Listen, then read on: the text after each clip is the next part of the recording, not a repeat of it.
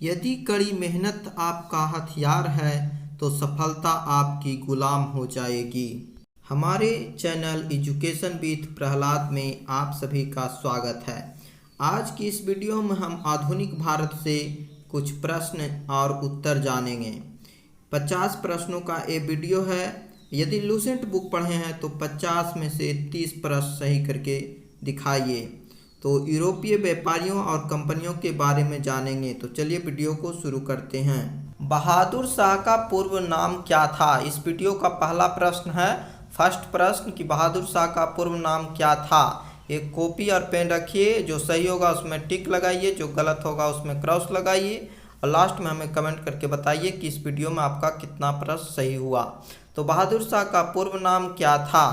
मुअज्जम था। मुअज्जम था। बहादुर शाह को किस उपनाम से पुकारा जाता था?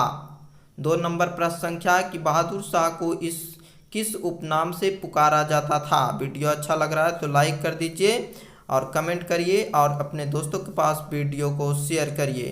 तो बहादुर शाह को किस उपनाम से पुकारा जाता था? शाह ए खबर। लंपट मूर्ख किसे कहा जाता था? 3 नंबर प्रश्न संख्या है कि लंपट मूर्ख के नाम से किसे जानते थे? तो बताइए, सोचिए, आपके पास कुछ सोचने के लिए समय टाइम दे रहे हैं। तो लंपट मूर्ख किसे कहा जाता था? जहांदार शाह को। जहांदार शाह को लंपट मूर्ख। 4 नंबर प्रश्न संख्या है कि मुगल वंश का घृणित कायर किसे कहा जाता था? मुगल वंश का घृणित कायर किसे कहा जाता था? सोचिए फटाफट और हमें बताइए। तो मुगल वंश का घृणित कायर किसे कहा जाता था? फर्रुखसियर को। यदि चैनल पर नए हैं और वीडियो पहली बार देख रहे हैं तो चैनल को सब्सक्राइब कर ऑल नोटिफिकेशन को ऑन कर लीजिए। रंगीला बादशाह किसे कहा जाता था? 5 नंबर प्रश्न संख्या है। 5 नंबर प्रश्न संख्या की रंगीला बादशाह किसे कहा जाता था? आपको ऑप्शन नहीं दिए हैं, डायरेक्ट आंसर को बताना है ताकि याददाश्त क्षमता बढ़ सके और कन्फ्यूजन को दूर रखा जाए। तो रंगीला बादशाह किसे कहा जाता था? मोहम्मद शाह को। मोहम्मद शाह को रंगीला बादशाह। 6 नंबर प्रश्न संख्या है कि नादिर शाह ने दिल्ली पर कब आक्रमण किया था? नादिर शाह ने दिल्ली पर कब आक्रमण किया था? सोचिए, हम ऑप्शन नहीं दिए हैं। जो डायरेक्ट याद आपको रहेगा वो भूलिएगा नहीं, इसलिए आप डायरेक्ट याद रखिए। नादिर शाह ने दिल्ली पर कब आक्रमण किया था? 1739 ईस्वी को। 7वां नंबर प्रश्न संख्या है कि ईरान का नेपोलियन किसे कहा जाता है? 7 नंबर प्रश्न संख्या है कि ईरान का नेपोलियन किसे कहा जाता है? वीडियो अच्छा लग रहा है तो लाइक कर दीजिए। वीडियो आप लोग देखते हैं पर लाइक नहीं करते हैं, प्लीज़ लाइक जरूर करिएगा। ईरान का नेपोलियन किसे कहा जाता था? नादिर शाह को। नादिर शाह को ईरान का नेपोलियन कहा जाता है। तख्ते ताऊ को ही मयूर सिंहासन कहा जाता है। तो तख्ते ताऊ मयूर सिंहासन पर बैठने वाला अंतिम मुगल शासक कौन था? मयूर सिंहासन पर बैठने वाला अंतिम मुगल शासक कौन था? तो तख्ते ताऊ को ही मयूर सिंहासन कहा जाता है। तो अंतिम मुगल शासक कौन था? मोहम्मद शाह। मोहम्मद शाह था। 9 नंबर प्रश्न संख्या है कि तख्ते ताऊ और कोहिनूर हीरा लेकर कौन गया था? तख्ते ताऊ और कोहिनूर हीरा लेकर कौन गया था? कौन गया था? बताइए, तख्ते ताऊ और कोहिनूर हीरा लेकर कौन गया था? नादिर शाह। नादिर शाह तख्ते ताऊ और कोहिनूर हीरा लेकर फारस वापस चला गया था। 10 नंबर प्रश्न संख्या कि अहमद शाह अब्दाली भारत पर कितनी बार आक्रमण किया था? 10 नंबर प्रश्न संख्या इस वीडियो का है कि अहमद शाह अब्दाली भारत पर कितनी बार आक्रमण किया था? 8 बार किया था। अहमद शाह अब्दाली भारत पर 8 बार आक्रमण किया था। 11 नंबर प्रश्न संख्या है कि अंतिम मुगल सम्राट कौन था? अंतिम मुगल सम्राट कौन था? बताइए, आप लोग किसी भी एग्ज़ाम की तैयारी कर रहे हैं तो आपको बहुत कम समय में 50 प्रश्न हम करवा रहे हैं, तो इसलिए वीडियो को पूरा देखिएगा और लास्ट में एक प्रश्न पूछे हैं उसका आंसर कमेंट बॉक्स में कमेंट करके दीजिएगा। तो अंतिम मुगल सम्राट कौन था? बहादुर शाह द्वितीय, जिन्हें जफर भी कहा जाता था। लाल किले में स्थित हीरा महल का निर्माण किसने करवाया था? 12 नंबर प्रश्न संख्या है कि लाल किले में स्थित हीरा महल का निर्माण किसने करवाया था? लाल किले में स्थित हीरा महल का निर्माण कौन करवाया था? बहादुर शाह जफर। बहादुर शाह जफर को ही बहादुर शाह द्वितीय कहा जाता है। बहादुर शाह जफर को बंदी बनाकर कहाँ भेज दिया गया था? 13 नंबर प्रश्न संख्या है कि बहादुर शाह जफर को बंदी बनाकर कहाँ भेज दिया गया था? बहादुर शाह जफर को बंदी बनाकर कहाँ भेज दिया गया था? तो सोचिए, रंगून भेज दिया गया था। बंदी बनाकर बहादुर शाह को कहाँ भेज दिया गया था? रंगून। पानीपत का तृतीय युद्ध कब हुआ था? 14 नंबर प्रश्न संख्या है कि पानीपत का तृतीय युद्ध कब हुआ था? पानीपत का तीसरा युद्ध कब हुआ था? सोचिए, आपके पास 5 सेकंड समय है। इस वीडियो में सारे प्रश्न इंपॉर्टेंट है, इसलिए वीडियो को याद रखिएगा। पानीपत का तृतीय युद्ध कब हुआ था? 1761 ईस्वी में। 1761 ईस्वी में। पानीपत का तृतीय युद्ध किसके किसके बीच हुआ था? पानीपत का तीसरा युद्ध किसके किसके बीच लड़ा गया था? तो सोचिए आप लोग, ये बार बार एग्जाम में पूछा जाता है, ऐसे इस वीडियो में सारे प्रश्न इंपॉर्टेंट हैं, इसलिए पूरा वीडियो देखिएगा और क्वेश्चन प्रश्न और उत्तर याद रखिएगा। तो पानीपत का तीसरा युद्ध किसके किसके बीच हुआ? मराठा और अहमद शाह अब्दाली के बीच। पानीपत के तृतीय युद्ध में कौन विजय हुआ था? 16 नंबर प्रश्न संख्या है कि पानीपत का तीसरा युद्ध जो हुआ था उसमें कौन विजयी हुआ था? कौन जीता था? तो सोचिए, पानीपत के तीसरा युद्ध में कौन विजयी हुआ था? अहमद शाह अब्दाली विजयी हुआ था। वीडियो अच्छा लग रहा है तो अपने दोस्तों के पास शेयर करिए। वास्को डी गामा भारत कब आया था? वास्को डी गामा भारत कब आया था? सोचिए फटाफट। यूरोपीय व्यापारी कंपनी का आगमन हुआ था भारत में। तो वास्को डी गामा भारत कब आया था? वास्को डी गामा भारत कब आया था? सोचिए फटाफट सोचिए। तो 17 मई 1498 ईस्वी को वो आया था वास्को डी गामा। 17 मई 1498 को वास्को डी गामा भारत आया। वास्को डी गामा भारत के किस स्थान पर पहुंचा था? 19 नंबर प्रश्न संख्या है कि 1498 में वास्को डी गामा भारत आया था, तो किस स्थान पर आया था? स्थान का नाम बताना है कि वास्को डी गामा भारत के किस स्थान पर आया था, पहुंचा था? तो कालीकट बंदरगाह पर पहुंचा था। कालीकट पहुंचा था। 20 नंबर प्रश्न संख्या है कि पुर्तगालियों ने अपनी पहली व्यापारी कोठी कहाँ खोली थी? पुर्तगालियों ने अपनी पहली व्यापारी कोठी कहाँ खोली थी? पुर्तगालियों ने कहाँ खोली थी व्यापारी कोठी? तो कोचीन में खोली थी। कोचीन में खोली थी। भारत में पुर्तगालियों का वायसराय कौन था? भारत में पुर्तगालियों का वायसराय कौन था? 21 नंबर प्रश्न संख्या है कि भारत में पुर्तगालियों का वायसराय कौन था? तो अल्फांसो द अल्बुकर्क था। Alfonso de Albuquerque. 22 नंबर प्रश्न संख्या कि पुर्तगालियों के बाद भारत कौन आया? पुर्तगालियों के बाद भारत कौन आया था? पुर्तगालियों के बाद भारत कौन आया था? सोचिए फटाफट सोचिए और बताइए कि पुर्तगालियों के बाद भारत कौन आया था? पुर्तगालियों के बाद भारत कौन आया था? डच आया था। 1596 ईस्वी में डच आया था। डचों ने प्रथम व्यापारी कोठी कहाँ खोली थी? डचों ने प्रथम व्यापारी कोठी कहाँ खोली थी? डच कहाँ व्यापारी कोठी खोला था? तो मुसलीपट्टनम में खोला था। मुसलीपट्टनम। 24 नंबर प्रश्न संख्या कि ईस्ट इंडिया कंपनी की स्थापना कब हुआ था? ईस्ट इंडिया कंपनी की स्थापना कब हुआ था?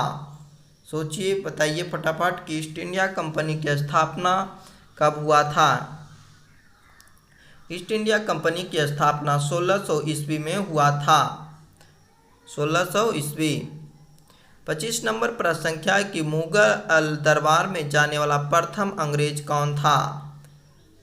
मुगल दरबार में जाने वाला प्रथम अंग्रेज कौन था? अंग्रेज का नाम क्या था जो मुगल दरबार में पहली बार गया था? उसका क्या नाम था? कैप्टन हॉकिंस था। मुगल दरबार में जाने वाला प्रथम अंग्रेज कैप्टन हॉकिंस। कैप्टन हॉकिंस किसका राजदूत था? कैप्टन हॉकिंस जो था किसका राजदूत था?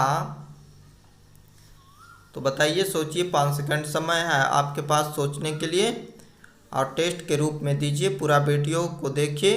तो कैप्टन हॉकिंस किसका राजदूत था? जेम्स प्रथम का। कैप्टन हॉकिंस जहांगीर के दरबार में कब गया था?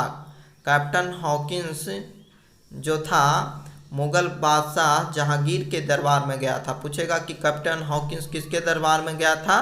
तो जहांगीर के दरबार में गया था और जेम्स प्रथम का राजदूत था। तो ये जहांगीर के दरबार में कब गया? 1609 ईस्वी में। भारत आने वाला पहला अंग्रेजी जहाज का नाम क्या था? भारत आने वाला पहला अंग्रेजी जहाज का नाम क्या था?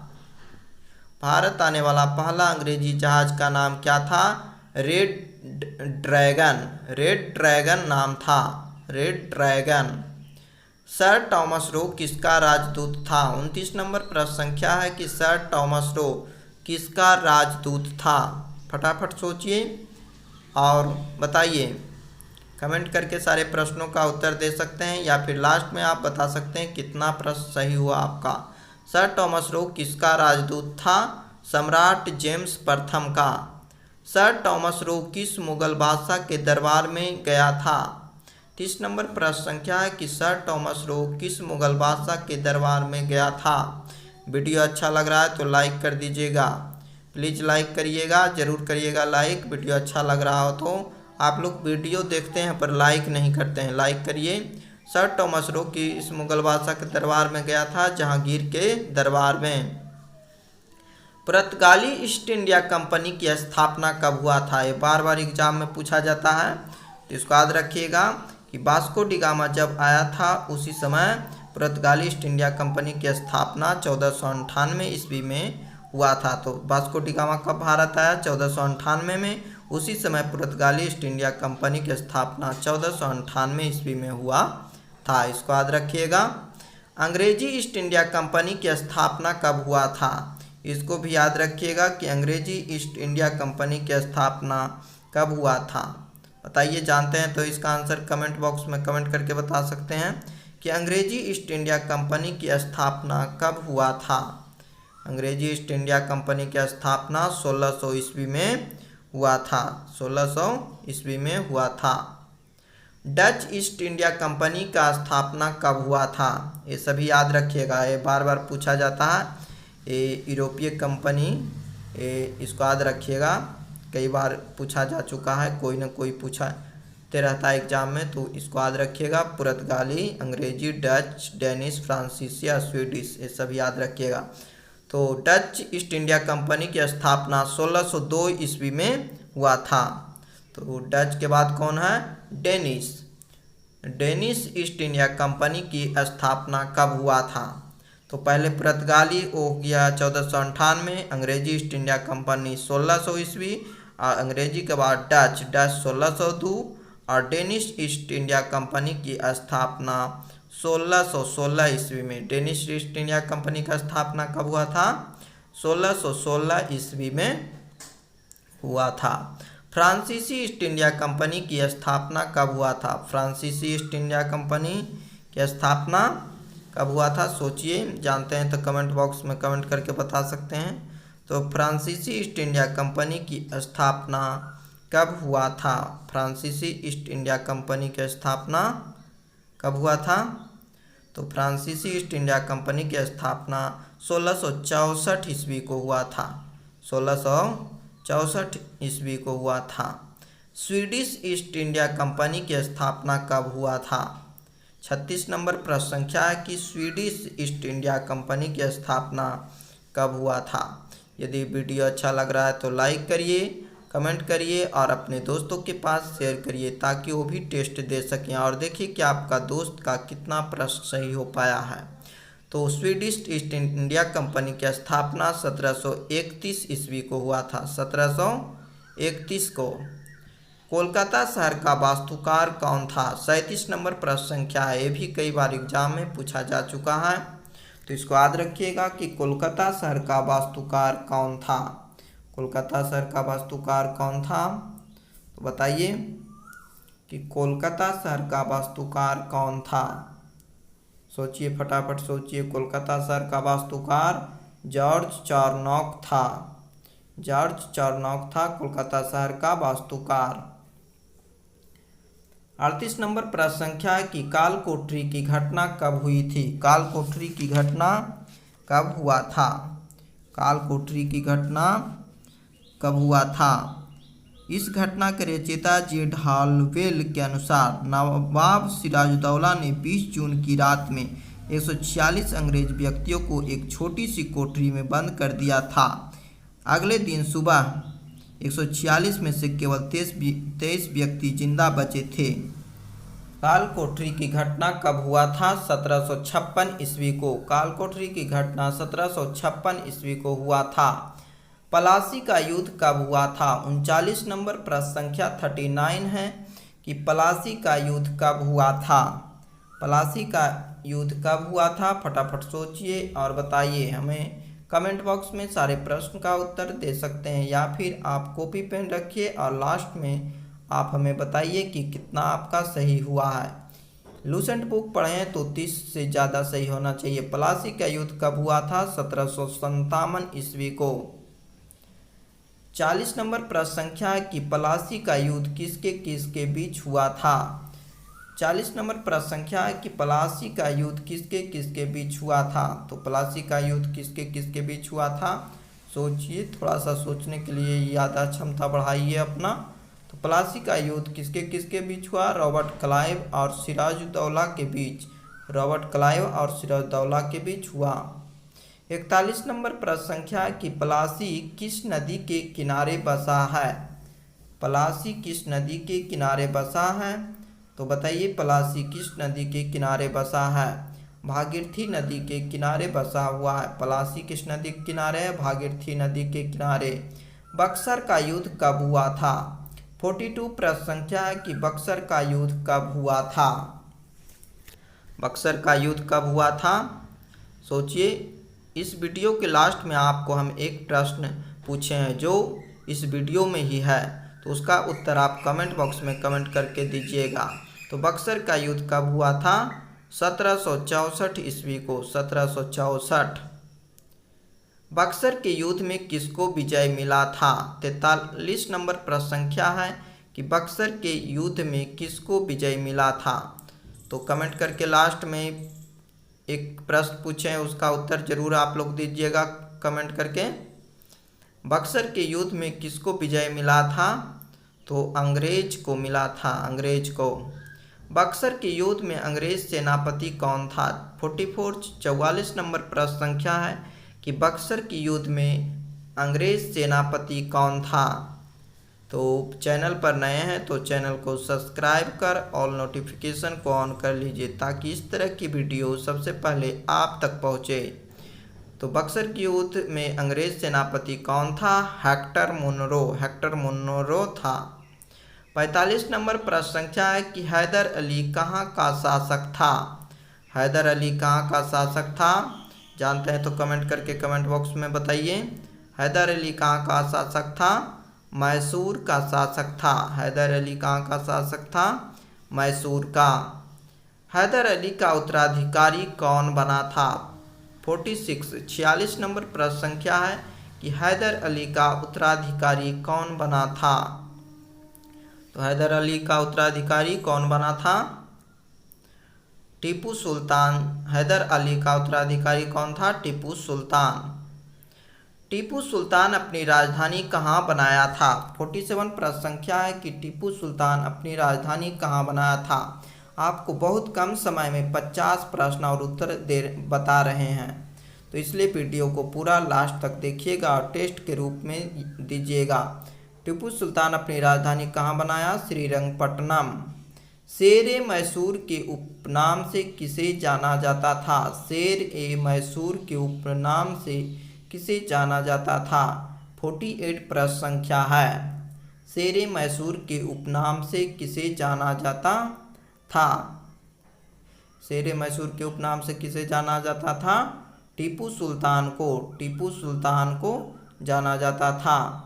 49 प्रश्न संख्या कि टीपू सुल्तान के राजसी झंडे पर किसका तस्वीर होता था। इस वीडियो का ये 49 लास्ट प्रश्न संख्या है और एक प्रश्न संख्या 50 नंबर प्रश्न संख्या हम आपको पूछेंगे जिसका उत्तर इस वीडियो में बता चुके हैं। तो उसका उत्तर आप कमेंट बॉक्स में कमेंट करके दीजिएगा। तो टीपू सुल्तान के राजसी झंडे पर किसका तस्वीर था, शेर का।